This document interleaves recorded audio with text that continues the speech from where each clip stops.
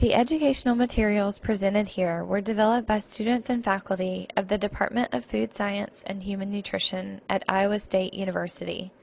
Funding for this project was provided by grants from the American Cancer Society Midwest and the Lance Armstrong Foundation. The materials are intended for educational use and are not meant to provide medical advice. We welcome your feedback about these materials. Please use the evaluation survey link on the homepage to provide your comments and suggestions.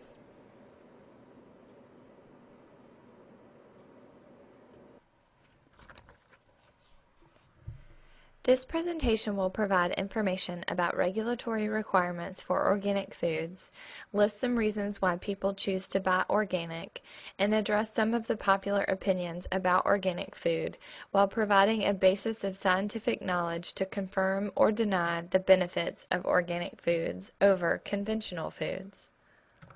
What does the word organic mean to you? Take a few minutes to think about one or two words that describe what the term means to you. Then we will get started learning about exactly what this term does mean.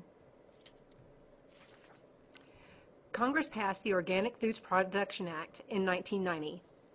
The act required the USDA to develop national standards for organically produced agricultural products to assure consumers that agricultural products marketed as organic do in fact meet consistent, uniform standards. Production and handling standards address organic crop production, wild crop harvesting, organic livestock management, and processing and handling of organic agricultural products. Organic crops are raised without using most conventional pesticides, petroleum-based fertilizers, or sewage sludge-based fertilizers. Animals raised on an organic operation must be fed organic feed and given access to the outdoors. They are given no antibiotics or growth hormones. USDA regulations prohibit the use of genetic engineering, ionizing radiation, and sewage sludge in organic production and handling. As a general rule, all natural, non-synthetic substances are allowed in organic production, and all synthetic substances are prohibited. The National List of Allowed Synthetic and Prohibited Non-Synthetic Substances, a section in the regulations, contains the specific exceptions to this rule. Products labeled 100% organic must contain only organically produced ingredients. Products labeled organic must consist of at least 95% organically produced ingredients. Products meeting the requirements for 100% organic and organic may display the USDA organic seal shown here on the slide. Processed products that contain at least 70% organic ingredients can use the phrase "made with organic ingredients" and list up to 3 of the organic ingredients or food groups on the principal display panel. For example, soup made with at least 70% organic ingredients and only organic vegetables may be labeled either made with organic peas, potatoes, and carrots, or made with organic vegetables. However, for these products, the USDA organic seal cannot be used anywhere on the package. Processed products that contain less than 70% organic ingredients cannot use the term organic other than to identify the specific ingredients that are organically produced in the ingredient statement. The organic food industry is a multi-billion-dollar business. Some producers will use labeling and buzzwords to entice consumers to buy their products. Words such as all-natural, free-range, sustainably harvested, or no drugs or growth hormones used may be truthful statements, but should not be confused with organic products. According to the 2005 Whole Foods Market Organic Trend Tracker, Americans are buying organic foods and beverages for a variety of reasons. As part of this study, participants were allowed to choose one or more reasons that figured into their decision to buy organic. The top 3 reasons were avoidance of pesticides at 70.3%, freshness 68.3%, and health and nutrition at 67.1%. More than half, or 55%, buy organic to avoid genetically modified foods. Also, more than half of all respondents agree that organic foods and beverages are better for my health and better for the environment. The survey clearly indicated that the majority of people thought buying organic was safer and healthier than buying conventional foods. Do you buy organic foods?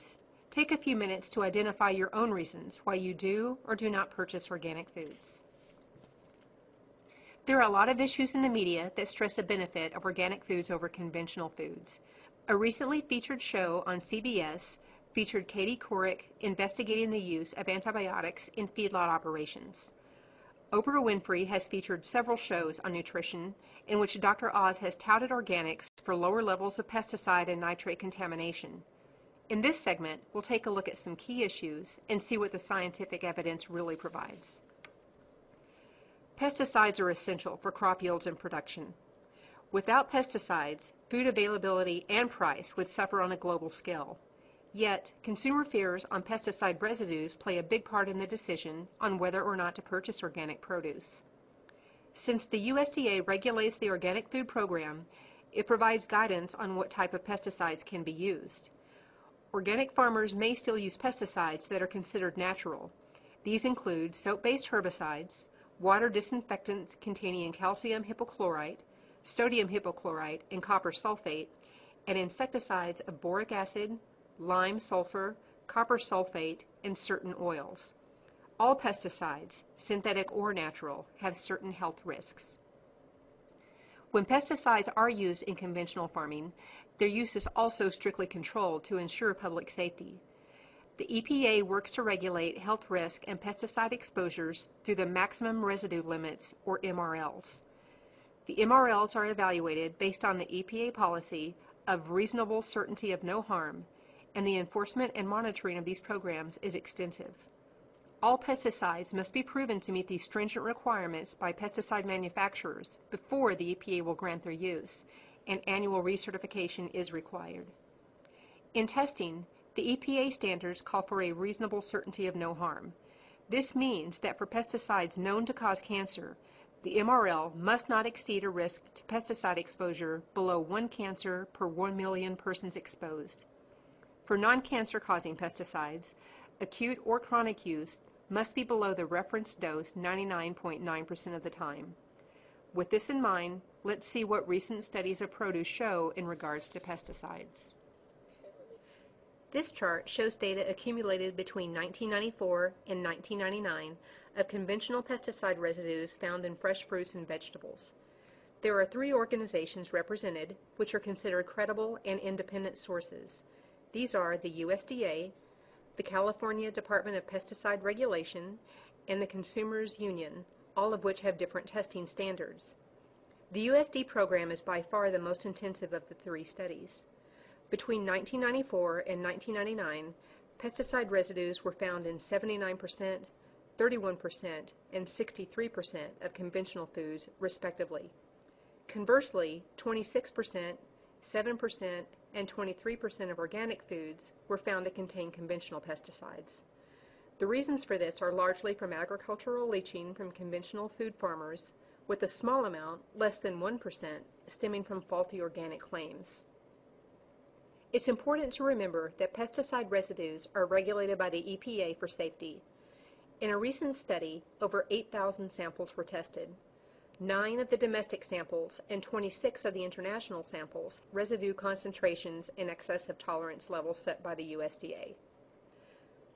The findings of pesticide residues at lower frequencies and at lower levels in organic foods suggest that organic foods may be less risky than conventional foods with respect to pesticides. However, it is important to consider the risks, if any, currently posed by pesticide residues in foods before determining the incremental health benefits from consuming organic produce. Now, let's look at nitrate levels and purported risks associated with their use. Nitrates and nitrites are naturally occurring inorganic ions that are part of the nitrogen cycle. Microbial action in soil or water decomposes waste containing organic nitrogen into ammonia, which is then oxidized to nitrite and nitrate. Because nitrite is easily oxidized to nitrate, nitrate is the compound predominantly found in groundwater and surface waters. Contamination with nitrogen-containing fertilizers, for example potassium nitrate and ammonium nitrate, or animal or human organic waste, can raise the concentration of nitrate in water. Nitrate-containing compounds in the soil are generally soluble and readily migrate with groundwater. Increased nitrate levels can present health risk to children. Contaminated foodstuffs, prepared baby foods, and sausage preserved with nitrates and nitrites have caused exposure in children. Although vegetables are seldom a source of acute toxicity, they account for more than 70% of the nitrates in a typical human diet. Cauliflower, spinach, collard greens, broccoli, and root vegetables have naturally greater nitrate content than other plant foods do. The remainder of the nitrate in a typical diet comes from drinking water, about 21%, and about 6% from meat and meat products, in which sodium nitrate is used as a preservative and color-enhancing agent. For infants who are bottle-fed, however, the major source of nitrate exposure in drinking water is used to mix powdered milk formula.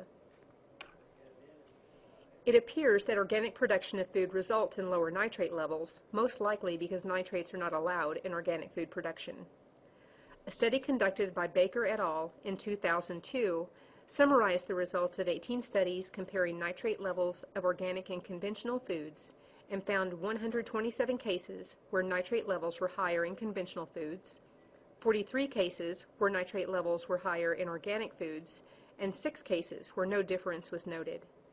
The Baker study demonstrates that organically produced foods have lower detectable nitrate levels, which is not surprising given that nitrates aren't used in conventional farming.